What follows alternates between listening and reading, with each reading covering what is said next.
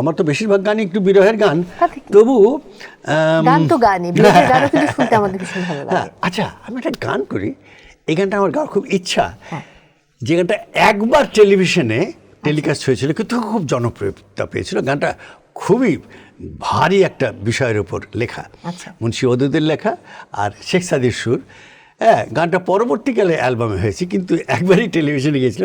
করছি, একই খেলা চলছে হরদম, একদিকে বিপন্ন মানুষ আর একদিকে অ্যাটম, খেলা চলছে চলছে চলছে হরদম, একই খেলা চলছে হরদম, একদিকে বিপন্ন মানুষ আর একদিকে অ্যাটম, খেলা চলছে চলছে চলছে হরদম, একই খেলা চলছে হরদম, একই খেলা চলছে হরদম।